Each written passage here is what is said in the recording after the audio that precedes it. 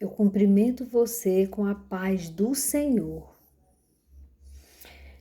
E a palavra que Deus separou para a nossa meditação hoje, nós vamos encontrar no Evangelho do nosso Senhor Jesus Cristo, narrado por Mateus, no capítulo 21, versículo 28 ao 32. Ele fala da parábola dos dois filhos. Os fariseus haviam perguntado a Jesus com que autoridade Jesus Cristo tinha entrado de forma tão honrosa que ele foi recebido em Jerusalém e porque ele tinha purificado o templo. Então, os sacerdotes, eles ficaram furiosos e perguntaram isso a Jesus. E Jesus Cristo, ele desafia estes homens perguntando, no versículo 25, no mesmo capítulo, perguntando: o batismo de João, de onde era? Do céu ou dos homens? E aí deixou aqueles fariseus numa situação difícil. Eles sabiam que se eles dissessem que o batismo de João vinha do céu, eles estavam reconhecendo que João era o enviado de Deus, que estava ali anunciando a vinda do Messias, do nosso Salvador. E aí, se eles dissessem que era dos homens, o batismo dele, ele sabia que estaria ofendendo aquela multidão que estava ali. E eles temeram. E aí eles disseram que não sabiam de onde vinha o batismo de João. Aí o Senhor Jesus passa essa parábola para a meditação deles. E olha o que ela diz. Mas que vos parece? Jesus pergunta. Um homem tinha 2 filhos e, dirigindo-se ao primeiro, disse: Filho, vai trabalhar hoje na minha vinha?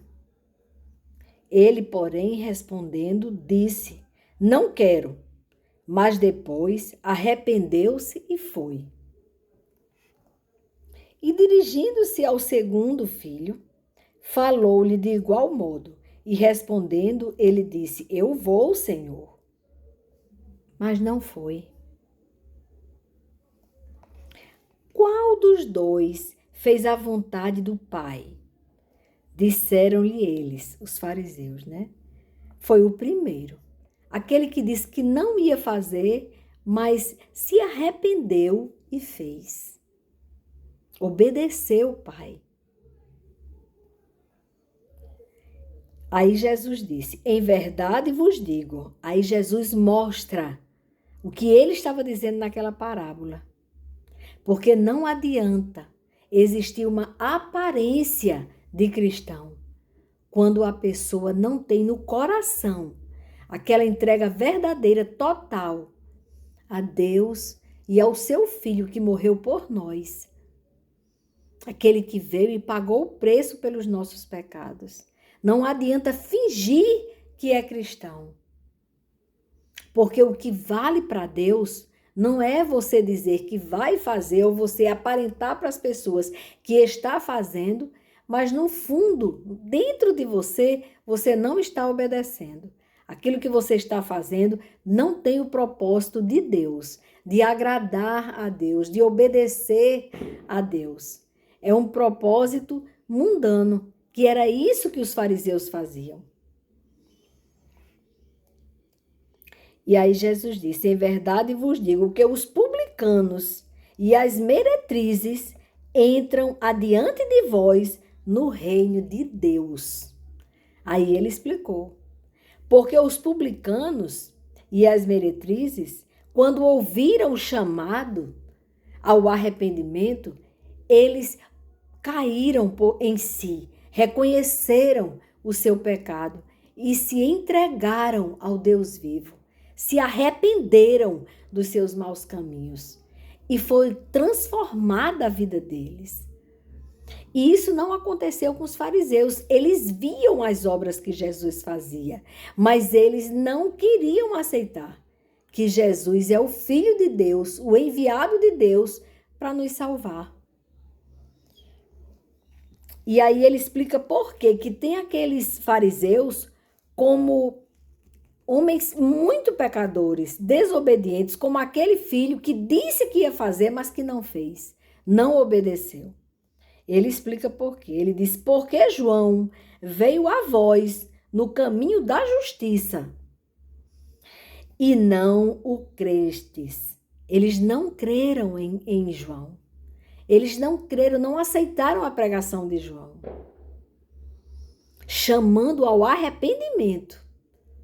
Porque quando você se arrepende do seu pecado, você se reconcilia com Deus. E a reconciliação, há uma mudança de caráter, há uma transformação de vida. Deixa de haver hipocrisia e passa a haver uma relação com Deus autêntica. Uma relação com Deus autêntica. É isso que Deus quer de você. É isso que Deus espera de nós. Um relacionamento verdadeiro com Deus, transparente, sem disfarces. Por isso que ele disse, porque João veio a vós no caminho da justiça e não os crestes, mas os publicanos e as meretrizes creram. Vós, porém, sendo isto, nem depois vos arrependendo isto, nem depois vos arrependestes para o crer. Eles não aceitavam de forma alguma aquilo que João pregava. A necessidade de terem a vida deles transformada. Por isso que eles iam raça de víboras. João falava com eles, porque ele sabia que eles estavam ali apenas curiando. Eles não estavam buscando um encontro verdadeiro com Deus. Vamos dizer, quando a gente faz aquela faxina espiritual, um levantamento de o que eu sou, o que eu estou sendo. Hoje o Senhor chama você, me chama, nos chama a procurarmos analisar como é que nós estamos sendo cristãos.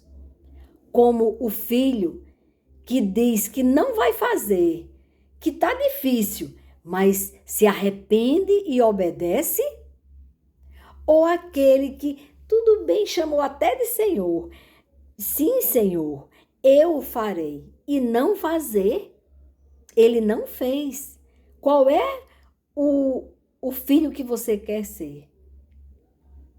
Você quer ter uma vida verdadeira, um relacionamento verdadeiro com o Criador? E outra coisa, essa relação verdadeira com o Criador, você reconhece que sem ele, sem a ação da graça e do mover do Espírito Santo de Deus, você não vai conseguir andar sem o pecado. Então, quando você aceita ter um relacionamento verdadeiro com Deus, a primeira coisa é reconhecer que não é mérito seu. Não é mérito seu. A salvação é dom de Deus, é dádiva de Deus. Foi um presente que Deus nos deu. Porque nós, jamais, pelas nossas obras, nós não seremos salvos. A salvação, o Senhor derramou sobre nós as bênçãos através da vinda do Filho dele. E pagou o preço dos nossos pecados. O preço foi pago, mas nós só temos uma coisa a fazer: buscar crer. Buscar a face do Senhor. Como é que eu vou crer sem conhecer? Então vamos ler a palavra de Deus para conhecer o Deus da palavra. E aí sim, você vai ter essa conversa verdadeira, autêntica com ele. Senhor, eu sei que eu não sou digno. Eu sei que não vai ser mérito meu. Eu não vou conseguir, por mérito meu, por minhas boas obras, ser salvo, ter a vida eterna. Mas o Senhor pode me salvar. Aquele sangue que o Senhor derramou na cruz do Calvário, nele, uma daquelas gotas do sangue, foi pelos meus pecados. Então eu reconheço que foi preciso o Senhor pagar o preço. E foi o suficiente. Agora eu só preciso crer para que eu seja salvo. Aí, após esse reconhecimento, após o Espírito Santo te convencer de que você precisa de Cristo, aí vem o segundo passo. A obediência. Que na obediência acontecem as boas obras. Então, as boas obras é uma consequência daquele que já foi salvo pelo sangue que Jesus derramou na cruz. Porque fazer por fazer o bem, sem um propósito verdadeiro de agradar a Deus e aos seus irmãos que estão precisando de você, se não tem o propósito, o certo, então essas obras são mortas, porque não tem a fé. Você está fazendo no seu, às vezes até para ser descontado do imposto de renda, às vezes até para demonstrar para alguém que você tenha interesse, que esse alguém te veja dessa maneira. Então fazer aquela máscara, usar um personagem que faz o bem, aí você faz. Claro que essa obra que você faz, essa boa obra, ela não vai salvar a tua alma. Só é salva a sua alma se você crê que Jesus Cristo é o Messias prometido pelo Pai. E que ele morreu por você. E que ele pagou o preço da sua salvação. Você foi salvo, mas não por mérito seu, mas pela morte de Jesus na cruz por você e por mim. Entendeu? Hoje, o Senhor Jesus está chamando você e está chamando a mim e a todos nós a termos um relacionamento verdadeiro com Ele. Ele quer autenticidade na sua conversa com o Pai. A oração, quando ela vem regada de lágrimas, de palavras sem rodeios, sem enfeites, sem repetições, sem saber o que está dizendo. Quando ela vem da sua alma, é essa oração, é esse momento que você tem um relacionamento verdadeiro com Ele. E sua vida vai ser transformada. Porque você vai entender, você vai se identificar com o seu Criador. Você vai entender o propósito de Deus em você existir. Aí sim, aí você começa por entender o amor de Deus na sua vida. Você começa a praticar boas obras. Consciente que está agradando ao seu Pai. Você tem uma identidade. Quando você entrega a sua vida a Cristo Jesus, reconhecendo a morte de cruz por você, você deixa de ser uma simples criatura de Deus e passa a ser chamado filho de Deus. Você herda a sua posição, porque o preço já foi pago por Cristo. Ninguém consegue, por mérito próprio, a salvação. Todos nós fomos destituídos da graça de Deus com o pecado de Adão e Eva. Mas ainda bem que o amor de Deus nos alcançou através de Cristo, Jesus, que morreu por nós, para nos reconciliar com o Pai. E todo aquele que nele crê não perece, mas tem a vida eterna. Passe essa novidade de vida. Pregue essa verdade. Conhecendo a palavra de Deus, vidas podem ser alcançadas pelas tuas ações. Porque as boas obras testificam que você é salvo. É uma maneira de você passar para o mundo exterior um bom testemunho de fé.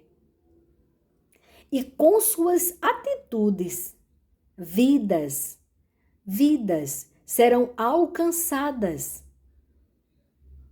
serão transformadas pelo amor de Deus através da sua expressão.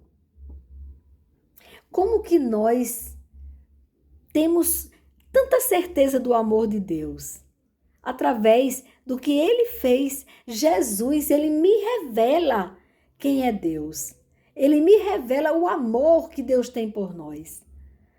Jesus, a morte dele na cruz, a entrega para nos justificar. Que não há um justo sequer. Nós somos justificados por Cristo. E a salvação, ela tem que passar pela cruz. Você tem que entender isso. Você precisa conhecer Cristo. Assim você vai conhecer a sua verdadeira identidade. Nós temos a identidade dele, do nosso Criador. E não podemos simplesmente deixar vazio um lugar que foi feito através da morte de Jesus. A nossa morada eterna deve ser com o nosso Criador e não com o ladrão de almas que tenta nos seduzir, que tenta nos matar espiritualmente. O homem que corta o relacionamento dele com Deus através do pecado, ele tem a morte eterna.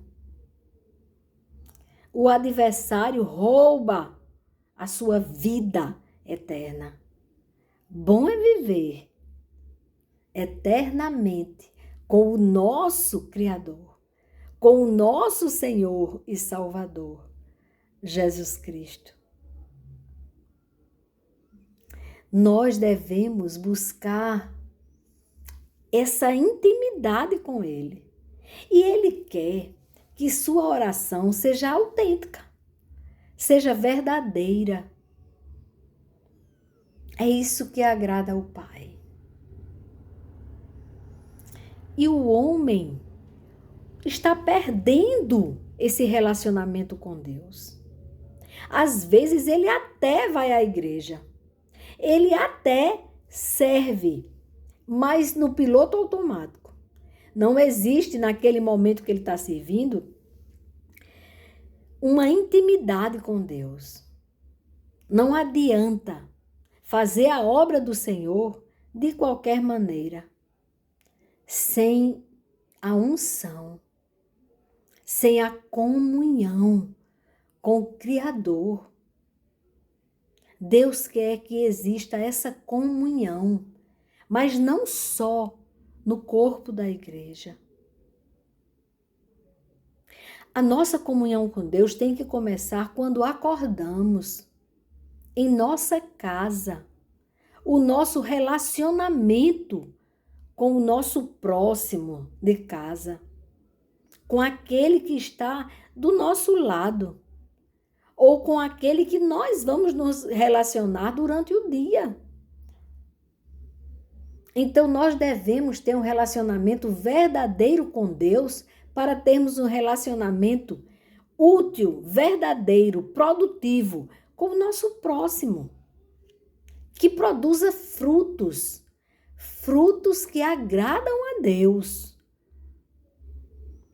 frutos que agradam as pessoas que estão do seu lado, frutos de bondade, de servidão, de gratidão, reconhecer a ação do outro que fez algo por você. É você sair daquela ostra que é fechadinha e você começar a olhar ao seu redor. Então você começa a adorar a Deus, a ter um relacionamento verdadeiro com Deus, quando você acorda na sua casa, no seu ambiente de trabalho, onde você estuda. Seja bênção. Não se deixe contaminar pela sujeira do mundo. Faça como Daniel. Ele escolheu não se contaminar. E ele foi extremamente recompensado por Deus. Procure agradar a Deus. Andar com Ele. Ter uma verdadeira relação com Deus. Autêntica. Cheia do amor que vem dele. Transbordando esse amor para o nosso próximo. Amando a Deus, adorando a Deus acima de todas as coisas. E ao nosso próximo, como a nós mesmos, devemos amar. É isso que Deus quer de nós. Esse é o recado que Deus enviou para você neste dia.